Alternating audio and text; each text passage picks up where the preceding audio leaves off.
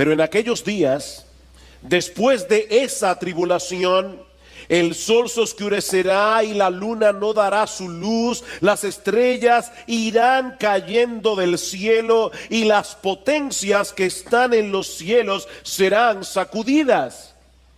Entonces verán al Hijo del Hombre que viene en las nubes con gran poder y gloria. Y entonces enviará a los ángeles y reunirá a sus escogidos de los cuatro vientos, desde el extremo de la tierra hasta el extremo del cielo. Hace algunas semanas comenzamos a considerar este capítulo del Evangelio de Marcos, conocido como el discurso del Monte de los Olivos, por el lugar donde fue pronunciado. El Señor acaba de profetizar que en un lapso de tiempo relativamente breve, tanto la ciudad de Jerusalén como el templo serán completamente destruidos.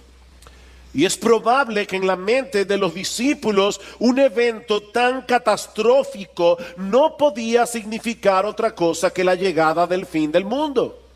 De ahí la pregunta que da lugar a este discurso y que Mateo recoge en su versión más completa. Dinos, ¿cuándo sucederá esto? Es decir, la destrucción de Jerusalén y del templo.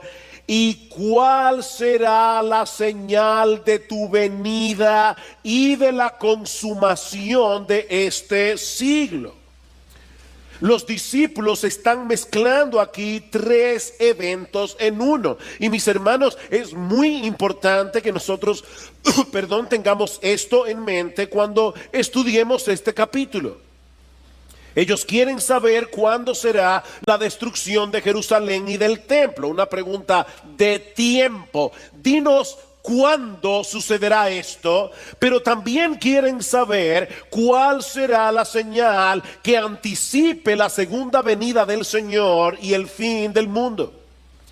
Y es por eso que lo primero que Jesús les hace ver en los versículos 5 al 13 que estudiamos hace ya varias semanas, es que estos eventos no son concomitantes uno detrás del otro, sino que hay una extensión indefinida de tiempo entre el primer evento, la destrucción de Jerusalén, y los otros dos. Vean el versículo 5. Jesús comenzó a decirles: mirad que nadie os engañe, muchos vendrán en mi nombre diciendo yo soy el Cristo, y engañarán a muchos. Y cuando oigáis de guerras y de rumores de guerras, no os alarméis. Es necesario que todo esto suceda, pero todavía no es el fin.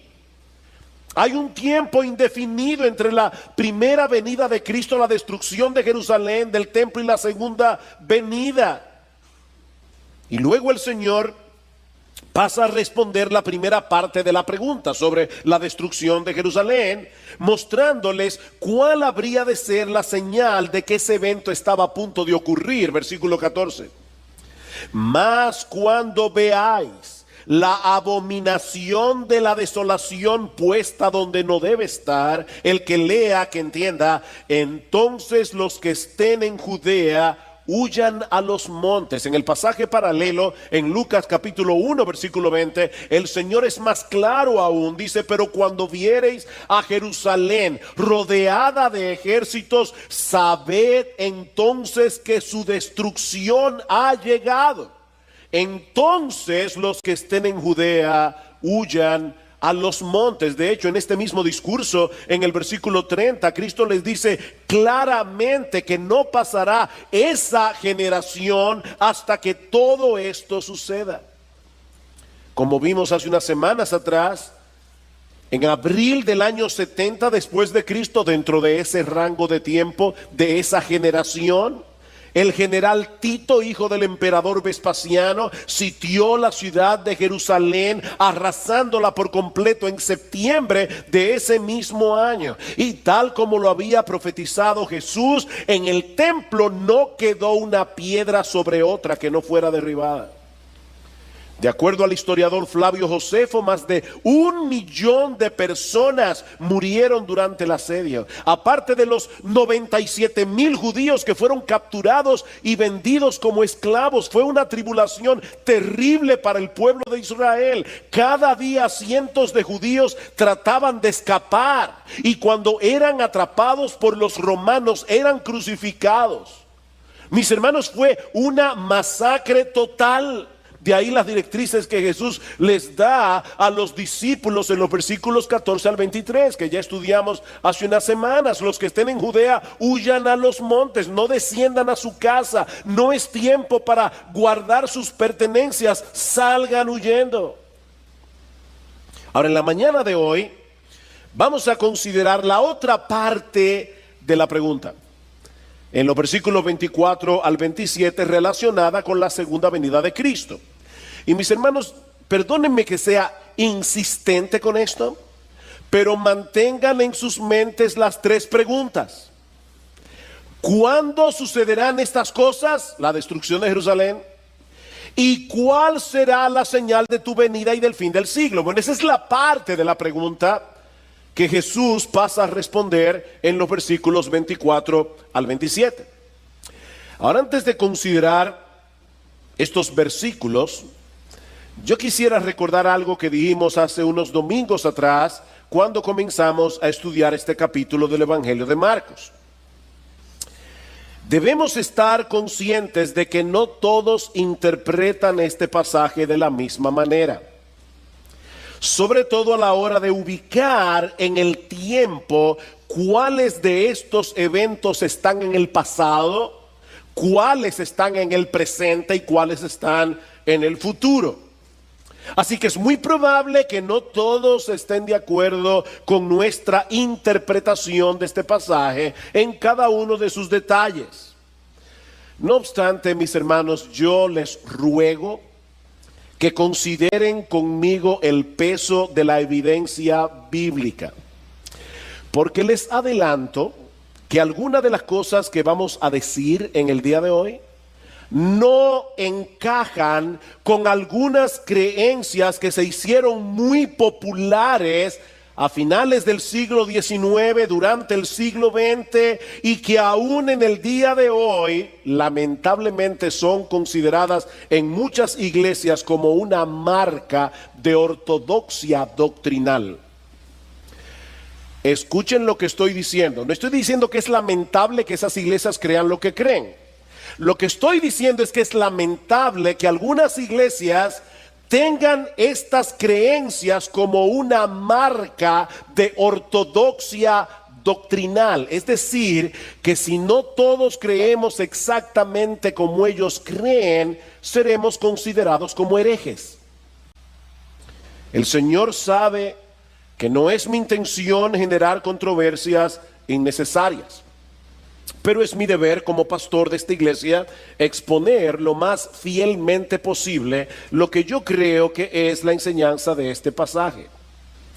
Ahora, debo decir también que gracias al Señor, la mayoría de los creyentes estamos de acuerdo en el aspecto más importante de este discurso, y es en el hecho de que algún día nuestro Señor Jesucristo regresará en gloria y en poder para compartir esa gloria con los suyos por los siglos de los siglos. Podemos diferir en detalles, pero en eso, gracias al Señor, la mayoría estamos de acuerdo.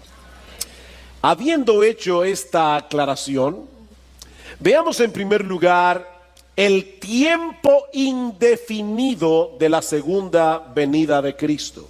Vean una vez más el versículo 24. Pero en aquellos días, después de esa tribulación, versículo 26, entonces verán al Hijo del Hombre que viene en las nubes con gran poder y gloria.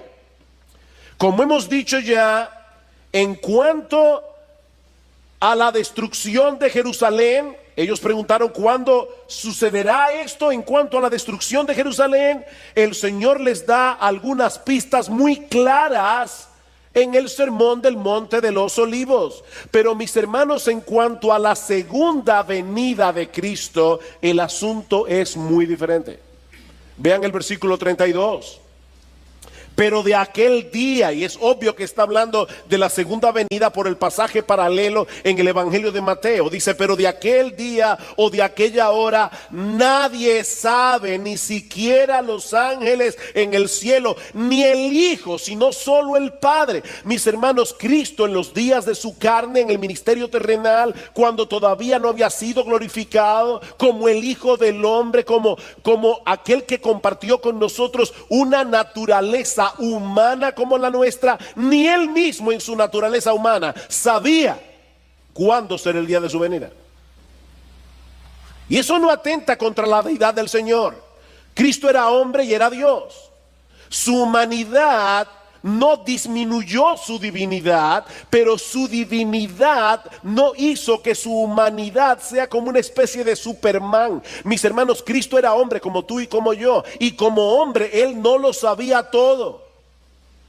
Y él está diciendo aquí claramente, el día y la hora ni el Hijo del Hombre lo sabe. Así que si ustedes escuchan a una persona, como han salido muchos en los últimos tiempos, poniendo fechas acerca de la venida de Cristo, mis hermanos, no los escuchen. Esas personas están diciendo tener un conocimiento mayor que el que tenía Cristo en su ministerio terrenal. Nadie lo sabe. Versículo 33, estad alertas, velad, porque no sabéis cuándo es el tiempo señalado. No sabéis. Y en Mateo 24, Cristo es todavía más explícito. Dice, no sabéis cuándo vendrá el Hijo del Hombre. Mis hermanos, esta enseñanza no puede ser más clara. Es imposible establecer con precisión el tiempo de la segunda venida. Lo único que podemos decir con certeza, a la luz del versículo 24, es que sería después de la destrucción de Jerusalén y del templo, y de otros eventos que Lucas incluye en su versión del discurso, como veremos en un momento. Pero mis hermanos, ninguna de estas cosas nos permiten establecer con exactitud en qué momento volverá nuestro Señor. Así que mantente velando. Este discurso es una perfecta ilustración de lo que algunos han llamado perspectiva profética. Y es que las profecías predictivas que encontramos en las Escrituras muchas veces establecen una secuencia definida de eventos, pero en el marco de un tiempo indefinido. Voy a repetir eso otra vez. Muchas de las profecías que aparecen en la Biblia las encontramos en una secuencia definida de eventos, pero en el marco de un tiempo indefinido. Podemos distinguir los eventos, pero en la mayoría de los casos resulta imposible determinar la distancia de tiempo que hay entre un evento y el otro.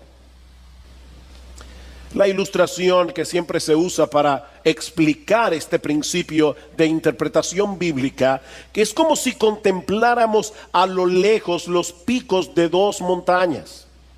Si las observamos horizontalmente, nos dará la impresión de que los dos picos se encuentran pegados el uno del otro. Pero si pudiéramos ver las montañas desde arriba, veríamos que hay un inmenso valle entre los dos picos. Y eso es precisamente lo que tenemos aquí en Marcos 13:24. La tribulación de aquellos días es la que se describe en los versículos 14 al 23 sobre la destrucción de Jerusalén y del templo. Mis hermanos, esa tribulación ya pasó. Ya pasó.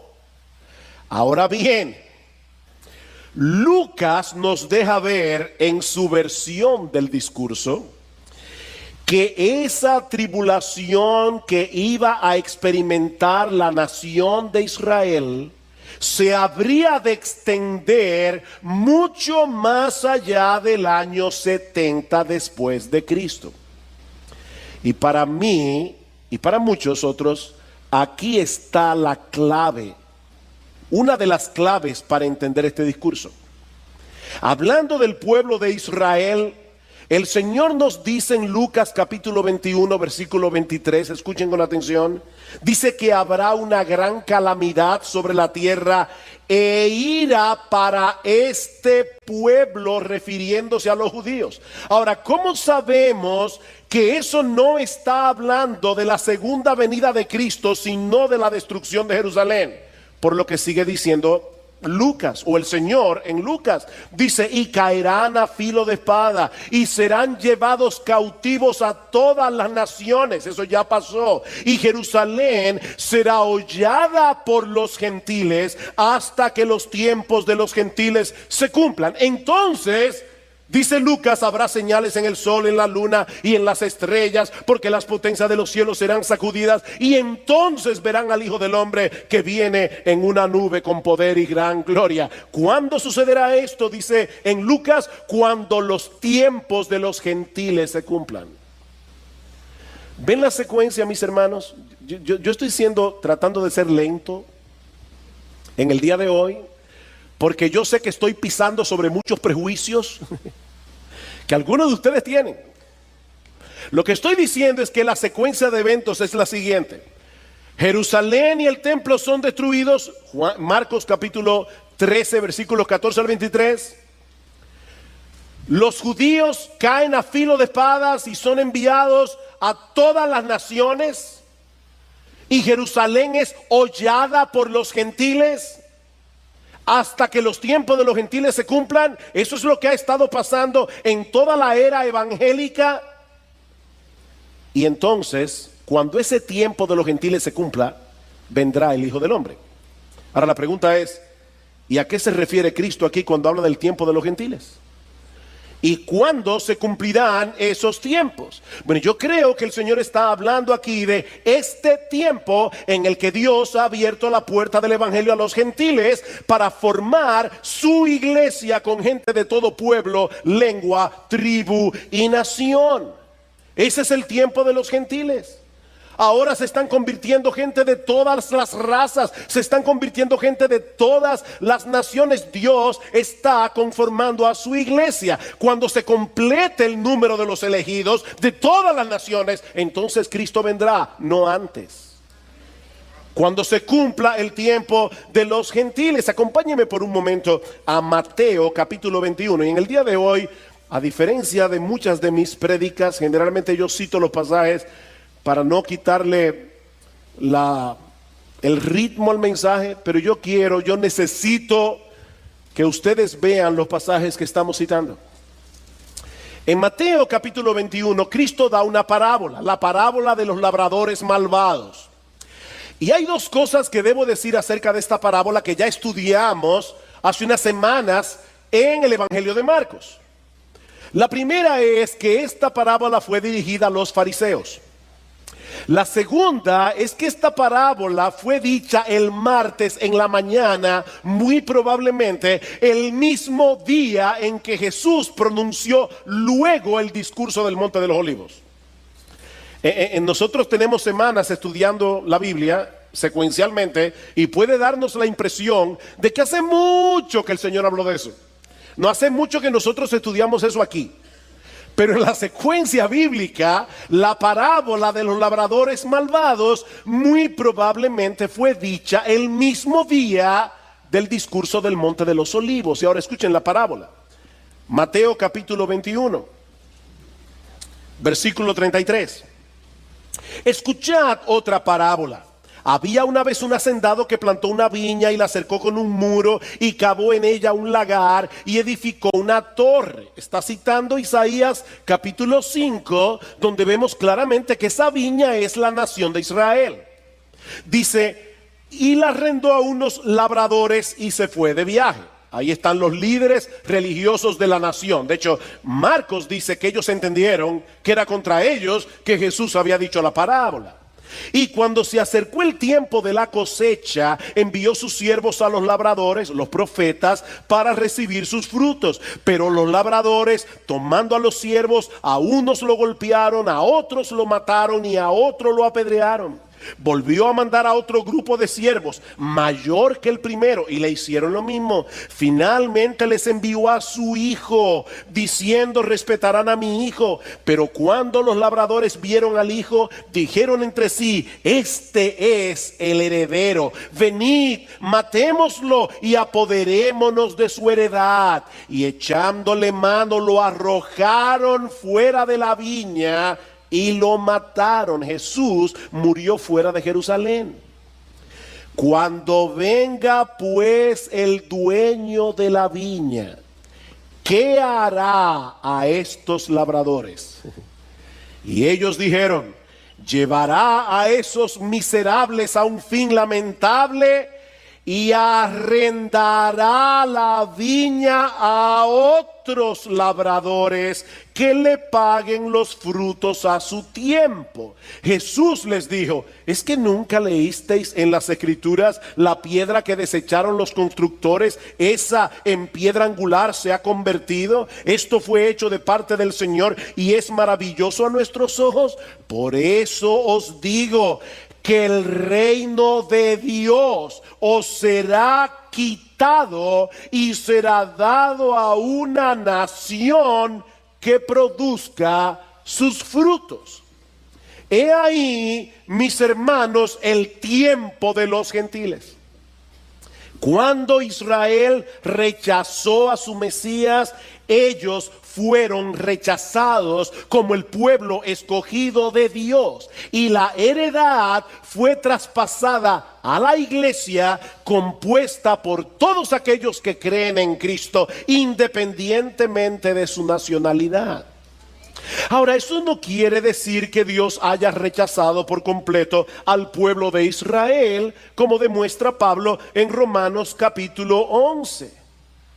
No, Dios siempre se ha reservado un remanente en todas las épocas, dice Pablo, un remanente escogido por gracia, que son injertados en la iglesia, como luego dice Pablo en Romanos capítulo 11, versículos 17 al 24. A través de todas las épocas se han estado convirtiendo judíos.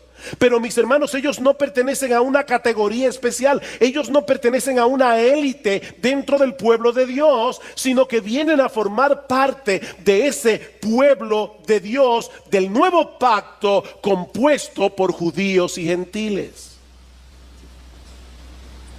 Entonces, cuando el tiempo de los gentiles se cumpla y todos los gentiles escogidos y todos los judíos escogidos se conviertan, entonces verán al Hijo del Hombre que viene en las nubes con gran poder y gloria. Es por eso que hablamos del tiempo indefinido de la segunda venida, porque nosotros no sabemos en qué momento preciso de la historia se completará el número de todos los judíos y gentiles que se convertirán al Señor. ¿Recuerdan ustedes lo que dice el apóstol Pedro en segunda de Pedro capítulo 3, versículos 3 al 4? Que en los postreros días vendrán burladores diciendo: ¿y cuándo es que viene el Señor? Porque yo veo que ustedes, los evangélicos, están todo el tiempo diciendo: Cristo viene, Cristo viene, Cristo viene. Han pasado 2000 años y nada ha sucedido. Y dice Pedro en el capítulo 3, versículo 8: el Señor, lo que ustedes tienen por tardanza es que el Señor está esperando que se conviertan todos sus elegidos. Entonces vendrá el Señor. Ya Cristo había dicho en Marcos capítulo 13 versículo 10 que el evangelio debía ser predicado a todas las naciones. Y Mateo añade en Mateo capítulo 24 versículo 14 que luego que el evangelio sea predicado en todas las naciones, entonces vendrá el fin. Entonces vendrá el fin. Pero mis hermanos, nadie puede saber con precisión cuándo esa tarea ya ha sido completada. De manera que es imposible determinar cuándo volverá nuestro bendito Señor y Salvador. El tiempo indefinido de su segunda venida. Lo segundo que vemos en este pasaje de Marcos 13 es la conmoción celestial que acompañará la segunda venida. Versículo 24. Marcos capítulo 13. Versículo 24. Pero en aquellos días, después de esa tribulación, el sol se oscurecerá, la luna no dará su luz, las estrellas irán cayendo del cielo y las potencias que están en los cielos serán sacudidas. Esta conmoción celestial que el Señor está describiendo aquí aparece en varios pasajes del Antiguo Testamento para describir el juicio de Dios sobre las naciones paganas como Egipto, Babilonia. Eso lo podemos ver en Isaías capítulo 13 versículos 9 al 10, Isaías capítulo 34 versículos 4 al 5, Ezequiel capítulo 32. Hay otros pasajes en Joel, en Amós, que usan este mismo lenguaje. Es por eso que algunos se preguntan si debemos interpretar estas palabras en forma literal o si Jesús está usando aquí un lenguaje apocalíptico para señalar el juicio que sufrirán los incrédulos en su segunda venida. Mi posición personal con respecto a esto es que no hay duda alguna de que la venida del Señor será de bendición para unos y de juicios para otros, como veremos en un momento. Pero yo creo que este lenguaje que usa Jesús en el discurso del Monte de los Olivos describe una convulsión celestial que acompañará a su segunda venida. Una y otra vez la Biblia describe este evento con un lenguaje muy similar, aún en pasajes en los que no parece que el autor esté hablando en una forma figurada. Vayan conmigo a Segunda de Pedro. Segunda de Pedro capítulo 3. En estos días hubo un eclipse solar, el eclipse solar del siglo. Y todo el mundo estaba atento al famoso eclipse. Bueno, escuchen cómo Pedro describe el día del Señor, es decir, el día de la venida de Cristo. Ese es el contexto, ¿verdad? Vendrán burladores diciendo: ¿y cuándo es que viene Jesús? Y Pedro ya dijo: amados, no ignoréis esto, que para el Señor un día es como 1000 años como un día. El Señor no se tarda en cumplir su promesa. ¿Cuál promesa? La promesa de la segunda venida. Según algunos la entienden por tardanza, sino que es paciente para con vosotros, no queriendo que nadie perezca, sino que todos vengan al arrepentimiento. Pero el día del Señor vendrá como ladrón, en el cual los cielos pasarán con gran estruendo, los elementos serán destruidos con fuego intenso, y la tierra y las obras que en ella hay serán quemadas. Puesto que todas estas cosas han de ser destruidas de esta manera, ¿qué clase de personas no debéis ser vosotros en santa conducta y en piedad, esperando y apresurando la venida del día de Dios, en el cual los cielos serán destruidos por fuego, los elementos se fundirán con intenso calor? Pero según su promesa nosotros esperamos nuevos cielos y nueva tierra, en los cuales mora la justicia. Los cielos pasarán. Mi hermano, si Dios hizo el mundo, el universo entero, en 6 días, ¿cuál es el problema de que en unas horas, cuando el Señor Jesucristo regrese en gloria, todas esas cosas sean deshechas? Ahora noten lo que Pedro está diciendo: este mundo será destruido. Qué estupidez es la nuestra cuando ponemos nuestra esperanza aquí. ¿A alguno de ustedes se le ocurre poner su dinero en un banco que ustedes saben con toda seguridad que va a quebrar? Mis hermanos, este mundo va a quebrar, es lo que Pedro está diciendo. Este mundo será destruido. Ahora, obviamente, este es el tipo de cosas que nosotros vamos a entender plenamente después que sucedan. Y nosotros lo veremos en panorámica. Pero creo que en la Biblia hay suficientes indicios para llegar a la conclusión de que la segunda venida de Cristo vendrá acompañada de un cataclismo universal que dará paso a la creación de cielos nuevos y una tierra nueva. Estamos a la espera, mis hermanos, del cumplimiento de esa promesa. Mis hermanos, la segunda venida de Cristo será muy diferente de la primera. como vimos hace un momento cuando Marcos leyó las Escrituras. Cristo nació humildemente en una oscura aldea de Palestina, rodeado de animales, en un sucio establo de Belén, y luego murió en debilidad en una cruz romana, pero su regreso no será así. Y eso nos lleva a nuestro tercer encabezado: las características dominantes de la segunda venida. Marcos capítulo 13 una vez más. Marcos capítulo 13, versículo 26. Entonces verán al Hijo del Hombre que viene en las nubes con gran poder y gloria. Hay tres cosas aquí a las que quiero llamar vuestra atención. La primera es que la venida de Cristo es personal. Hay personas muy esotéricas que hablan como de una venida fantasmal. Sí, Cristo viene a la vida de todos. El Cristo, el Maestro. No. Aquí estamos hablando de la venida del Hijo del Hombre. Verán al Hijo del Hombre. Y es una expresión que Jesús usó frecuentemente en los evangelios para hablar de sí mismo. Ahora, mis hermanos, no olviden que nos encontramos en medio de la semana de la pasión, apenas 3 días antes de su crucifixión. Ya Cristo había anunciado a los discípulos en Marcos capítulo 10, versículo 33, lo que iba a sucederle al final de esa semana. He aquí, subimos a Jerusalén, y el Hijo del Hombre será entregado a los principales sacerdotes y a los escribas, y le condenarán a muerte, y le entregarán a los gentiles, y se burlarán de él, y le escupirán, le azotarán, le matarán, y 3 días después resucitará.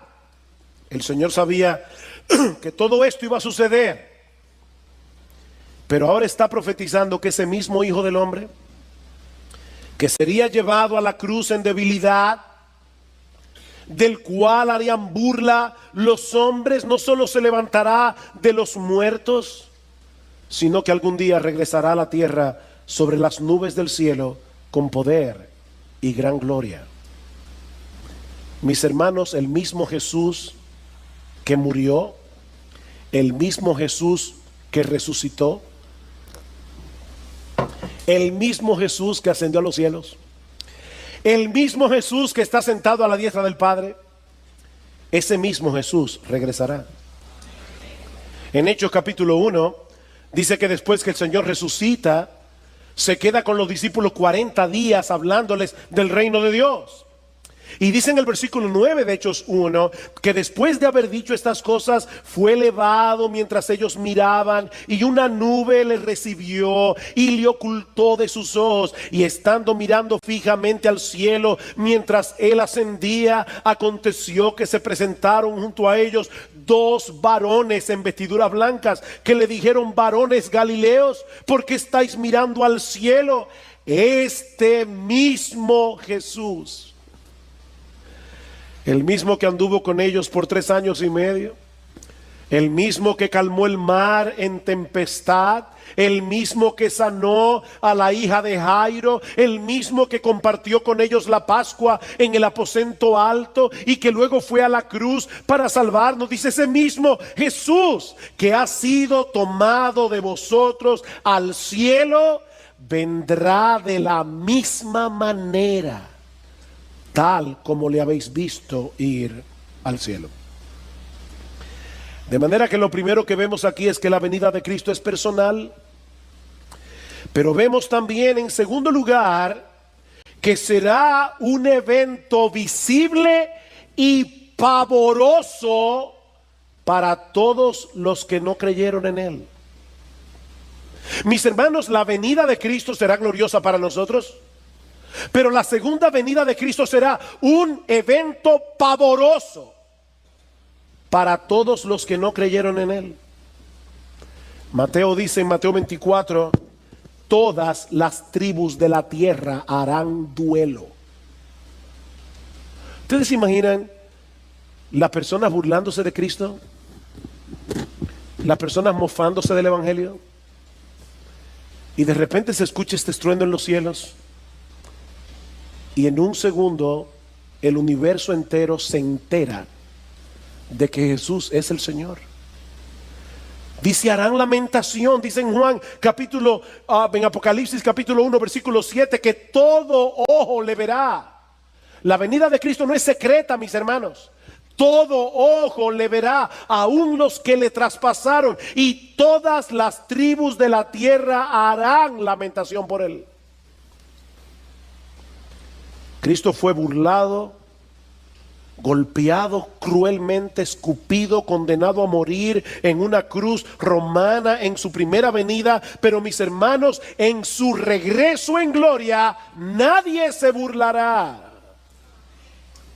Apocalipsis capítulo 6, y quédense allí con el dedo en Marcos, pero escuchen cómo describe Juan la venida de Cristo. Apocalipsis capítulo 6 versículo 12. Vi cuando el Cordero abrió el sexto sello, y hubo un gran terremoto, y el sol se puso negro como silicio hecho de cerda, y toda la luna se volvió como sangre, y las estrellas del cielo cayeron a la tierra como la higuera deja caer sus higos verdes al ser sacudidas por un fuerte viento, y el cielo desapareció como un pergamino que se enrolla, y todo monte e isla fueron removidos de su lugar, y los reyes de la tierra, y los grandes, los comandantes, los ricos, los poderosos, y todo siervo y todo libre se escondieron entre las cuevas y entre las peñas de los montes, y decían a los montes y a las peñas: caed sobre nosotros y escondednos de la presencia del que está sentado en el trono y de la ira del Cordero, porque ha llegado el gran día de la ira de ellos, y ¿quién podrá sostenerse? Wow, la ira del Cordero. Sí, Cristo murió en la cruz como un cordero manso, pero cuando Cristo regrese en gloria, nadie se burlará. Será un evento pavoroso para aquellos que no creyeron en Jesús. Pero vemos también, en tercer lugar, que la segunda venida de Cristo será gloriosa. Será gloriosa. ¿Qué dice Marcos? Entonces verán al Hijo del Hombre que viene en las nubes con gran poder y con gloria. Los discípulos conocían muy bien el Antiguo Testamento y sabían que al hablar de su venida en las nubes del cielo, Jesús estaba colocando su gloria a la par con la gloria del Padre.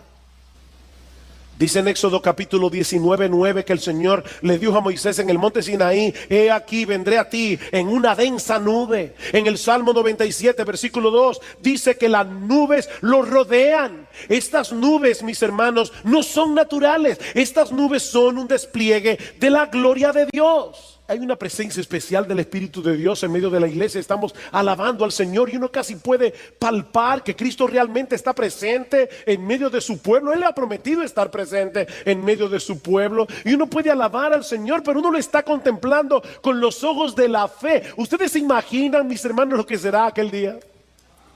Cuando nuestro Señor Jesucristo regrese y nosotros podamos verle cara a cara, cuando nosotros podamos ver su gloria, una gloria que ahora está oculta de nuestros ojos, una gloria que ahora solo podemos contemplar con los ojos de la fe. Pero algún día, mis hermanos, los cielos se abrirán con gran estruendo y nuestro Señor Jesucristo regresará del cielo con poder y gran gloria en las nubes del cielo.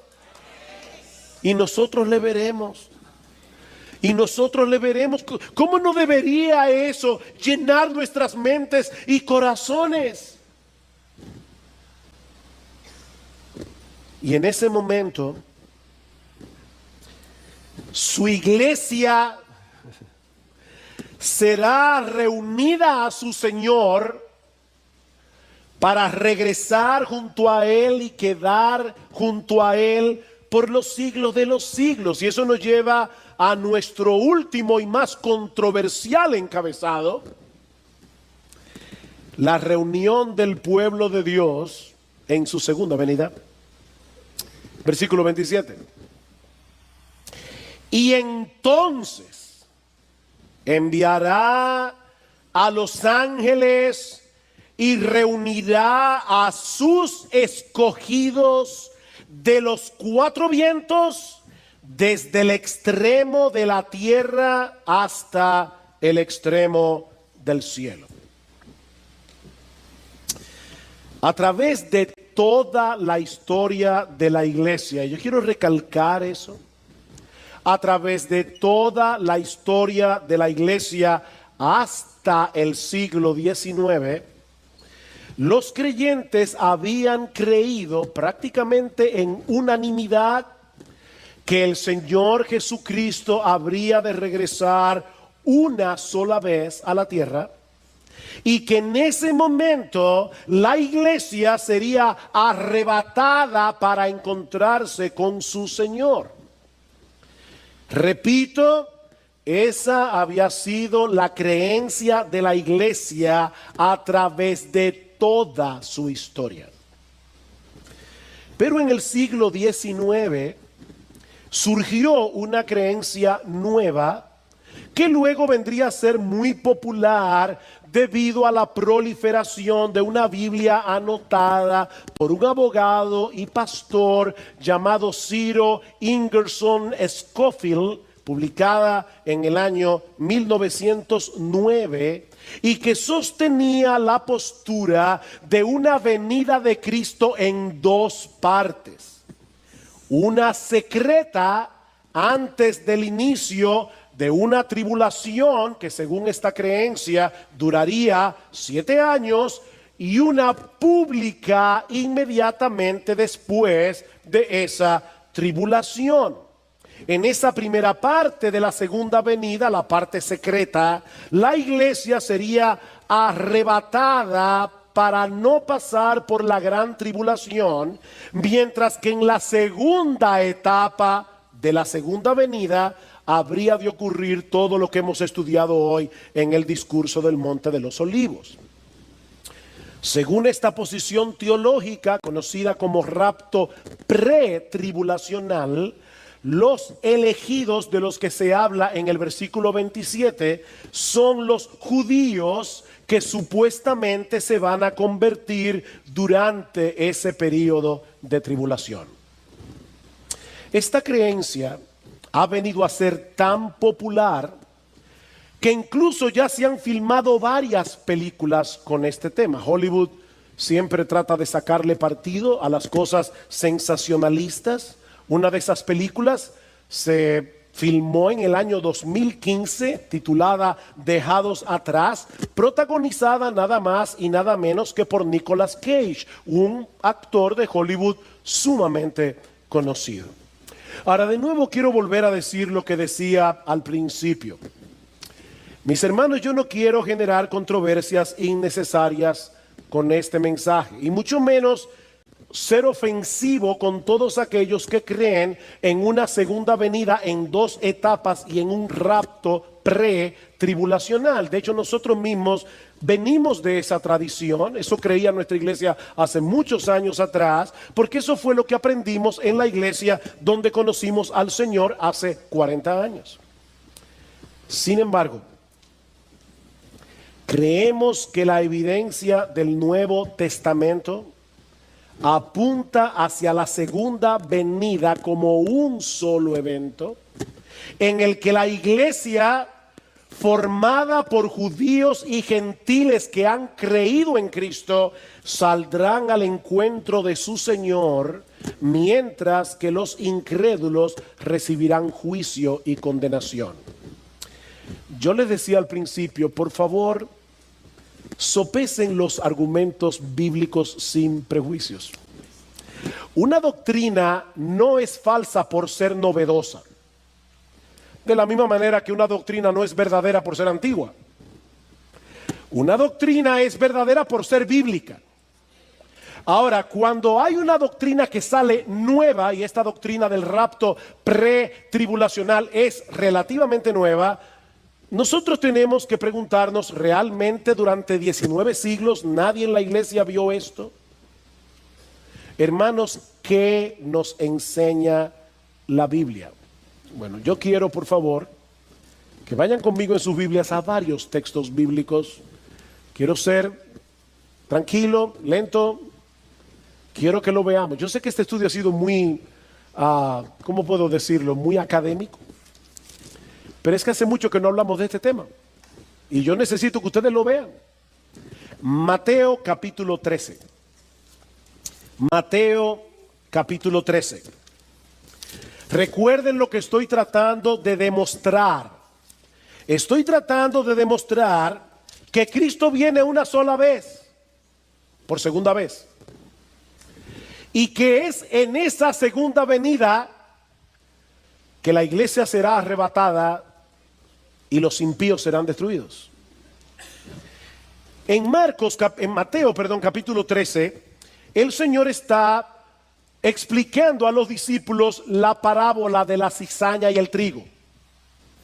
Escuchen la interpretación de Jesús, versículo 37. Respondiendo él les dijo, porque los discípulos le dijeron: Señor, explícanos la parábola de la cizaña del campo. Respondiendo él dijo: el que siembra la buena semilla es el Hijo del Hombre. El campo es el mundo, no la iglesia. Yo no sé cuántas veces yo he oído personas diciendo: en la iglesia hay trigo y hay cizaña. Y es verdad que en la iglesia a veces hay trigo y hay cizaña, pero este pasaje no está hablando de eso. Este pasaje está hablando de que a pesar de que Cristo ya inauguró su reino cuando vino la primera vez, murió en una cruz, ascendió a los cielos y se sentó a la diestra del Padre, Él ya está reinando. Ese reino ya fue inaugurado, pero no ha sido aún consumado. Y es por eso que todavía en su reino hay cizaña. Dice: el campo es el mundo. La buena semilla son los hijos del reino. Las cizañas son los hijos del maligno. Y el enemigo que la sembró es el diablo. La siega es el fin del mundo. Y los segadores son los ángeles. Mateo 24, Marcos 13.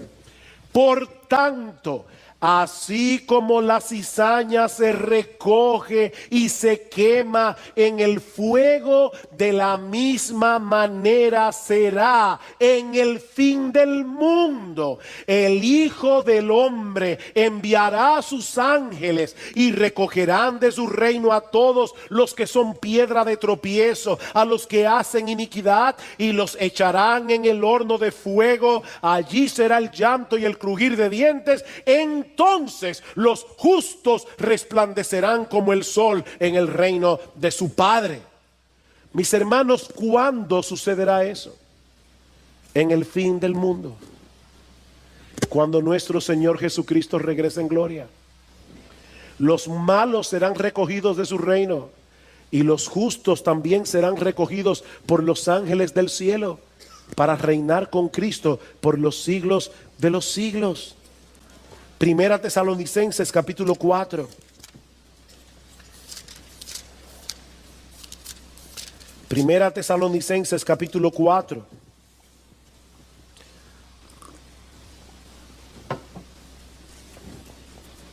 Alguien publicó un video por ahí diciendo que yo no creía en el arrebatamiento.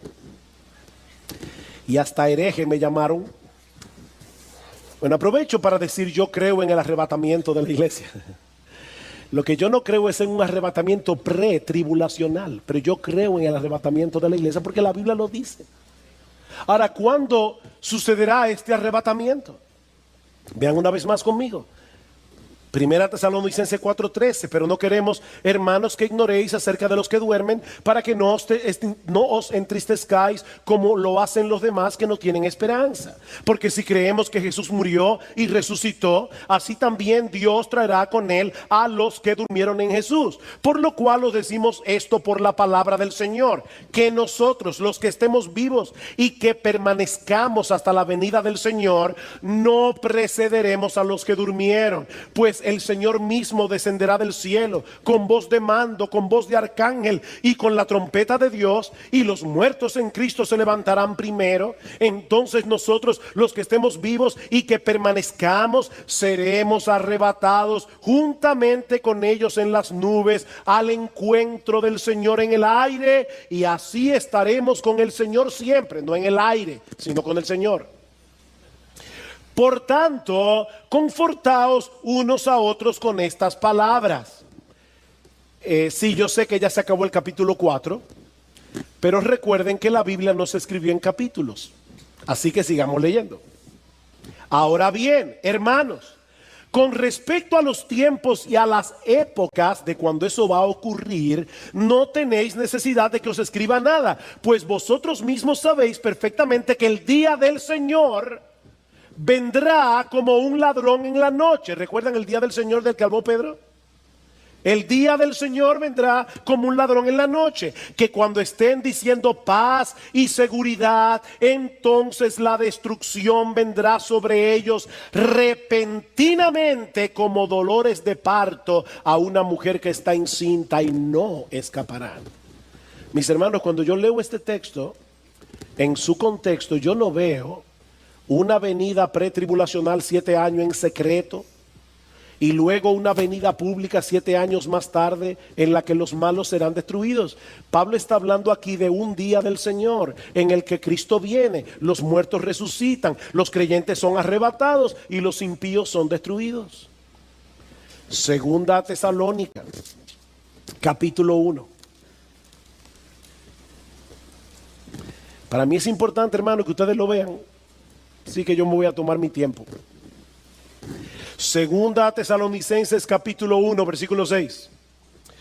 Porque después de todo es justo delante de Dios retribuir con aflicción a los que os afligen y daros alivio a vosotros que sois afligidos, y también a nosotros cuando el Señor Jesús sea revelado desde el cielo con sus poderosos ángeles en llama de fuego. ¿Ven ustedes, hermanos? Jesús viene y dice Pablo, Él le dará alivio a los creyentes y los impíos serán destruidos. Versículo 8. Dando retribución a los que no conocen a Dios y a los que no obedecen al evangelio de nuestro Señor Jesús, estos sufrirán el castigo de eterna destrucción, excluidos de la presencia del Señor y de la gloria de su poder. ¿Cuándo? Cuando Él venga para ser glorificado en sus santos en aquel día y para ser admirado entre todos los que han creído. ¿Dos venidas o una sola? Dice, el día que el Señor venga, los impíos serán destruidos y Él será admirado por sus santos, aquellos que han creído. Pero no se detiene allí, capítulo 2. Pero con respecto a la venida de nuestro Señor Jesucristo y a nuestra reunión con Él, de paso el verbo, la palabra que se usa allí, reunión, tiene la misma raíz que la que usa Cristo en Marcos 13, cuando dice que los ángeles reunirán a sus escogidos. Se está hablando aquí del arrebatamiento. Dice, con respecto a la venida de nuestro Señor Jesucristo y a nuestra reunión con Él. ¿Cuál es la teoría del rapto pretribulacional? Viene Cristo en secreto, se lleva a su iglesia y el anticristo comienza a perseguir a los creyentes. 7 años más tarde viene el Señor. ¿Pero es eso lo que enseña este texto? Vean conmigo de nuevo. Con respecto a la venida de nuestro Señor Jesucristo y a nuestra reunión con Él, os rogamos, hermanos, que no seáis sacudidos fácilmente en vuestro modo de pensar, ni os alarméis, ni por espíritu, ni por palabra, ni por carta, como si fuera de nosotros, en el sentido de que el día del Señor ha llegado. Que nadie os engañe en ninguna manera, porque no vendrá sin que primero venga la apostasía y sea revelado el hombre de pecado, el hijo de perdición. Pablo dice, Cristo no vendrá hasta que eso suceda. Y dice en el versículo 8, Y entonces será revelado ese inicuo, a quien el Señor matará con el espíritu de su boca y destruirá con el resplandor de su venida. Vuelvo y repito, mis hermanos, no quiero ofender a los que han creído y creen en una venida de Cristo en dos etapas y en un rapto pretribulacional, pero mis hermanos, lo que yo veo en la Biblia, en el Nuevo Testamento, es que Cristo viene una sola vez. Los suyos serán arrebatados y vienen con Cristo a una tierra nueva y a un cielo nuevo, cuando ya los impíos hayan sido completamente destruidos. Esto encaja perfectamente con la enseñanza del Señor en el discurso del Monte de los Olivos.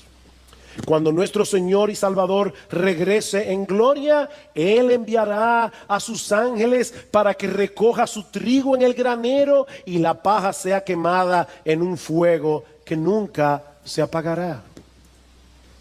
Ahora, yo no quisiera, mis hermanos, que la parte controversial de este mensaje desvíe nuestra atención del hecho de que estamos a la espera del regreso de nuestro bendito Señor y Salvador. En eso estamos de acuerdo, ¿verdad? Dice el pastor Albert Martin acerca de este capítulo: lo que es más importante en este capítulo está claro: Cristo viene. Y lo que está claro debe dominar nuestros pensamientos.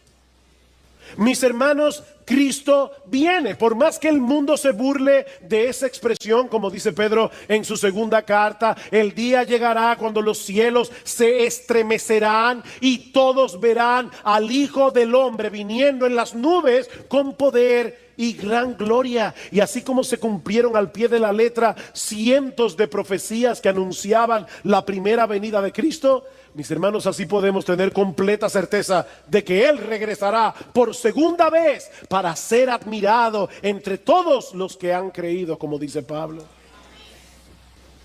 Mis hermanos, esa es nuestra esperanza. Esa es nuestra esperanza, que algún día estaremos físicamente con nuestro Señor y Salvador para no separarnos de Él nunca más. Mis hermanos, nuestra esperanza no es ir al cielo y ver las puertas de perlas y caminar por la calle de oro. No, mis hermanos, nuestra esperanza es estar con Jesús, que en este momento está en el cielo. Hablando de los creyentes en Tesalónica, Pablo les dice que ellos se habían convertido de los ídolos a Dios. ¿Para qué? Para servir al Dios vivo y verdadero y esperar de los cielos a su Hijo. ¿Tú escuchaste eso? La verdadera conversión consiste en dos cosas. En la verdadera conversión, los ídolos del corazón son destronados para colocar a Dios en el trono de nuestras almas como el objeto máximo de nuestro deleite. Pero al mismo tiempo la conversión redirige, replantea por completo el objeto de nuestra esperanza. Nosotros nos convertimos para esperar de los cielos a su Hijo. Para eso nos convertimos. Para tener esa esperanza. Todos los seres humanos viven por una esperanza. Eso es lo que los motiva a levantarse por la mañana. Eso es lo que los lleva a hacer todo lo que hacen cada día. Bueno, mis hermanos, lo que Pablo está diciendo aquí es que uno de los resultados de la salvación es llevarnos a esperar en la segunda venida de Cristo por encima de cualquier esperanza terrenal. Sí, hay muchas cosas legítimas que nosotros podemos esperar en esta vida, pero ninguna de ellas puede competir con esa esperanza. El Señor descenderá del cielo y nosotros nos reuniremos con Él. Y yo te pregunto, mi hermano, ¿es esa tu esperanza? ¿O hay muchas cosas de este mundo que han comenzado a eclipsar tu anhelo por la segunda venida de Cristo? Mi hermano, ¿cuándo fue la última vez que tú te levantaste por la mañana y pensaste, podía ser hoy? Puede ser hoy. Oh, yo quiero que sea hoy.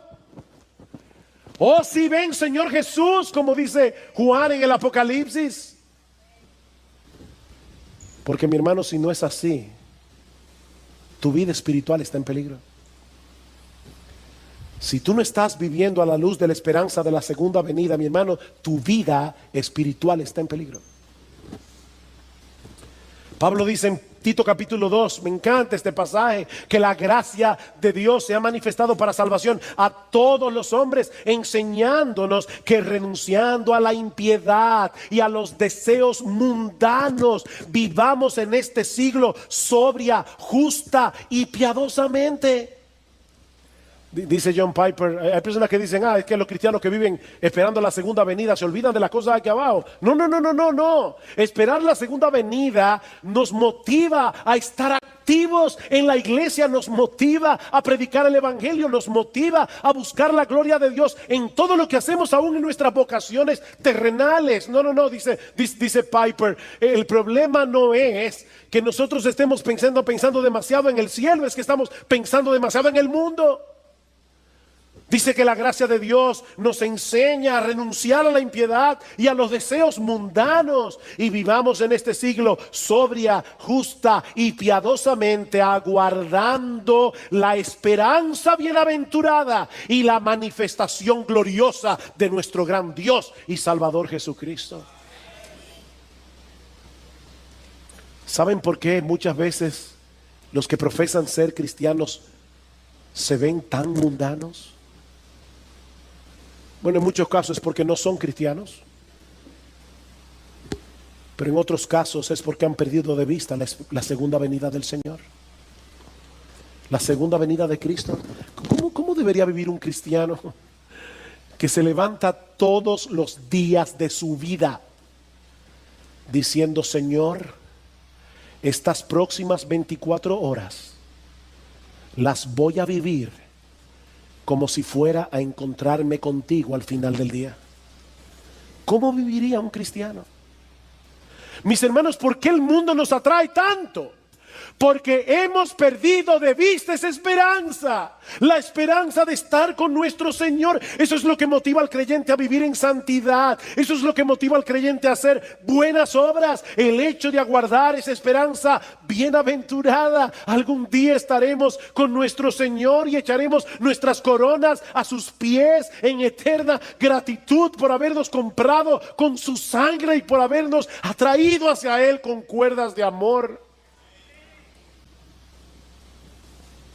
¿Se dieron cuenta cómo dice Pablo en 2 Tesalónica 2:1, la venida de Cristo y nuestra reunión con Él?